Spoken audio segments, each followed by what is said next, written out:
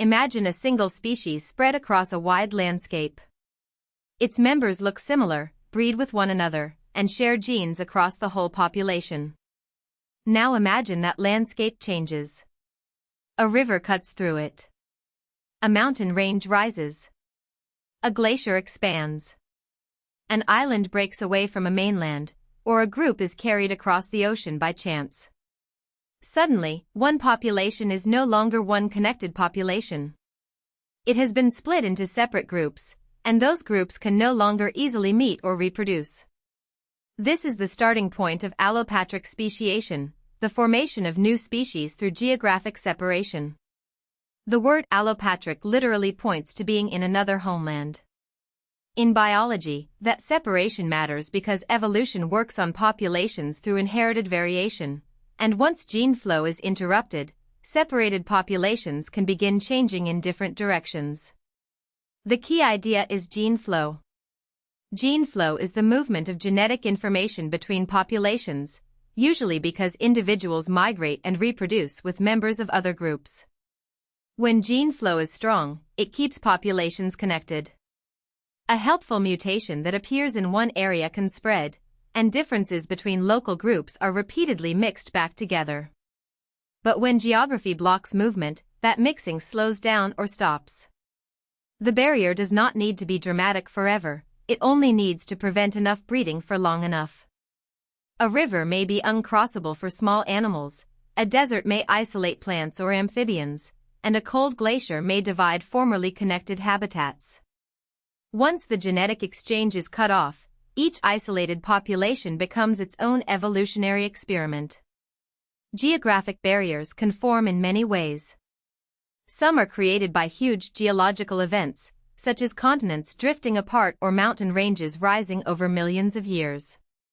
Others are ecological and local, a new lake, a lava flow, a changing coastline, or a forest becoming fragmented into dry grassland. Islands are especially powerful settings for allopatric speciation because they isolate populations by water.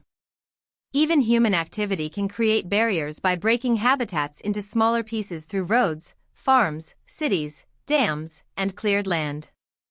From the viewpoint of evolution, the exact cause of the barrier is less important than its effect. If it separates a breeding population into groups that rarely exchange genes, it creates the conditions under which those groups may eventually become different species. One major model of allopatric speciation is called vicariance. In vicariance, a once continuous population is divided by a new barrier. Think of a species living across a valley before a river deepens and becomes too difficult to cross. The original range is split, and both resulting populations may still be fairly large.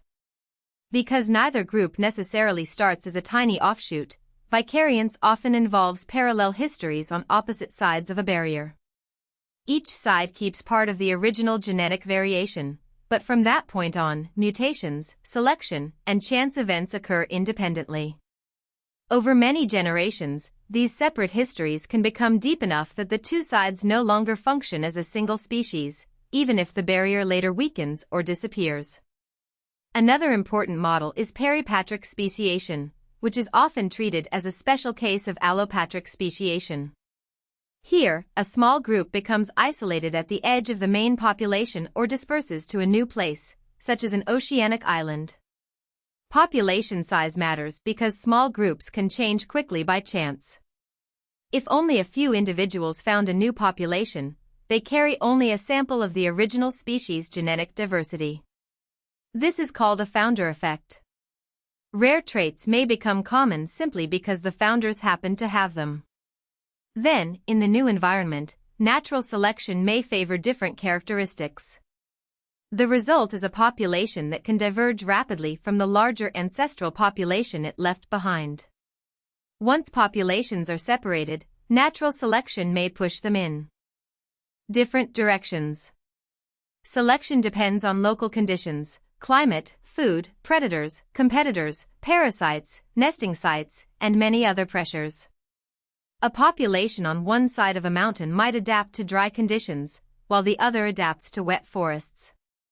Birds on one island may evolve beaks suited for hard seeds, while relatives on another island specialize in insects or fruit. These changes do not happen because the species is trying to become new.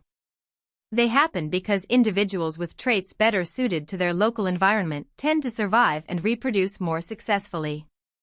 Over time, adaptation can make separated populations increasingly different in body form, behavior, physiology, and timing of reproduction. Natural selection is not the only force at work. Genetic drift also becomes important, especially in small isolated populations. Drift is random change in gene frequencies from one generation to the next. Some individuals reproduce, others do not, and not every difference is tied to survival advantage. In a large connected population, random fluctuations may be diluted. In a small isolated population, they can become powerful. A neutral mutation may spread just by chance, while another may disappear even if it is not harmful. Over many generations, drift can make isolated groups genetically distinct. When drift combines with local selection and new mutations, the separation between populations can deepen even without obvious visible changes at first. The final and most important step is reproductive isolation. Geographic isolation starts the process, but reproductive isolation makes the split biologically meaningful. Reproductive isolation means that two populations can no longer successfully interbreed, or that their offspring are weak, sterile, or poorly adapted. This can happen in many ways. They may develop different mating calls, courtship displays, breeding seasons, flower shapes, scents, or habitat preferences. Their chromosomes may become incompatible, or their genes may interact badly in hybrids. Sometimes these barriers evolve as side effects of adaptation to different environments. The populations are not necessarily selected to avoid each other at first, they simply accumulate differences until mating between them no longer works well. A useful way to understand allopatric speciation is to separate the physical barrier from the biological result. The physical barrier can be temporary, but the biological result can last. Suppose a glacier divides a population for thousands of generations. During that time, the two sides evolve separately. Later, the climate warms and the glacier retreats, allowing contact again. If the populations can still interbreed freely, they may merge back into one gene pool. But if enough reproductive isolation has evolved, they may remain separate species even in the same region. In that moment, geography is no longer doing all the work. Evolution has created internal barriers, built into behavior, genetics, development, or reproduction. Scientists face a challenge when studying allopatric speciation because it usually unfolds over long timescales. It is difficult to watch the complete process from the first moment of separation to the formation of fully distinct species. Instead, researchers combine several kinds of evidence. They compare related species whose ranges are separated by barriers. They use DNA to reconstruct ancestry and estimate when populations split. They build mathematical models showing how reproductive isolation can evolve when gene flow stops.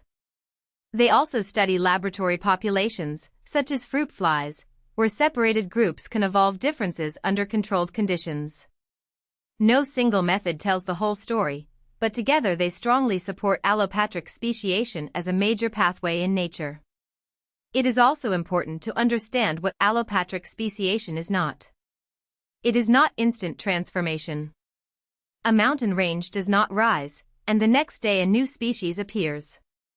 The process depends on generations of inherited change. It is also not just any difference between separated populations. Two populations may look slightly different and still interbreed if they meet again. Speciation requires the buildup of barriers to reproduction. And allopatric speciation is different from sympatric speciation, where new species arise in the same geographic area without a physical split.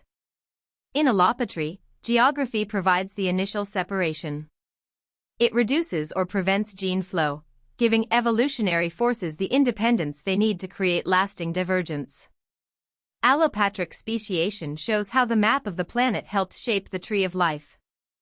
Rivers, mountains, islands, glaciers, deserts, and fragmented habitats are not just scenery. They can become evolutionary boundaries. By separating populations, they allow mutation, drift, and natural selection to act independently. Given enough time, separated groups may become so different that even if the barrier disappears, the old connection cannot simply be restored. One ancestral population has become two evolutionary lineages. That is why geography is central to understanding biodiversity. The living world is not only a record of adaptation, but also a record of separation, populations divided by place, changed by time, and eventually recognized as species of their own. If you found this helpful, please like this video and subscribe for more explainers.